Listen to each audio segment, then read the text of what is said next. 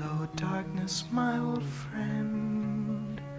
I've come to talk with you again. After so many years and so many shows, and so many questions about his relationship with his on-again, off-again partner, Art Garfunkel has, in recent years, been working on securing his side of the story, whether in his 2017 book, What Is All But Luminous, Notes from an Underground Man, or the occasional interview.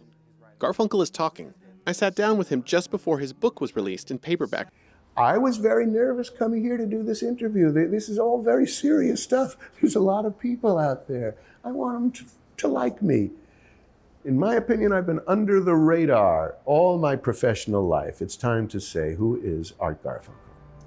When you're weary. While seemingly not interested in the complete retelling of his life, Garfunkel is indeed offering notes that, when put together, can be considered part memoir and part diary.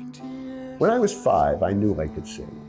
I sang in the alleyway in our house in Queens. I sang wherever there was good reverb, tiled rooms, hallways, school. When the kids would finish school and leave, I would linger in the hallway to sing.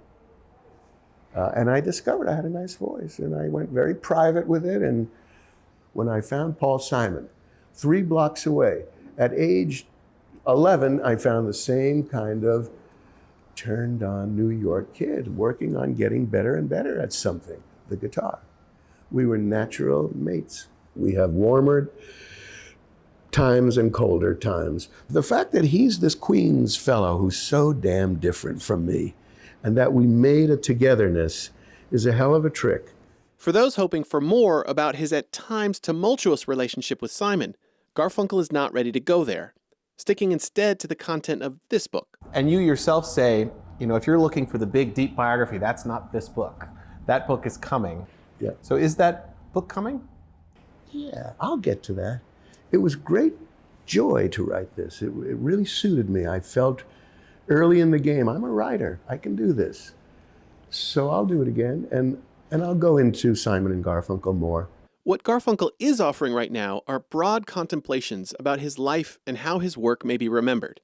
Big questions that for Garfunkel started to ring a bit louder in recent years as he struggled with the loss and recovery of his singing voice. Well, when I couldn't sing, I began to sit at the round table in my place and started working on this thing. That became an alternate. So that's a big part of why I wrote it. I can't sing. I'm still creative. And did it change the way you think of your own legacy? Legacy. I've heard that word. They like that word a lot these days. I don't have a legacy. I don't know what that means. I have a wife and kids. I have a family. I know what that means. What is my legacy?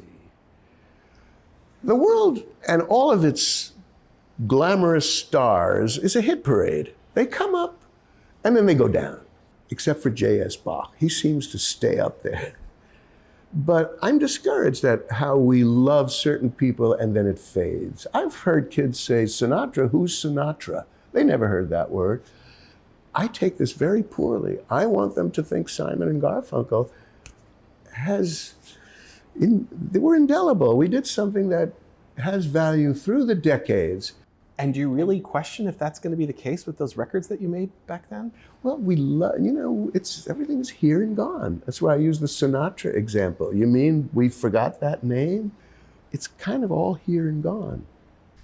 Here and gone, it's the phrase from here today, gone tomorrow, said about something that lasts only a short time.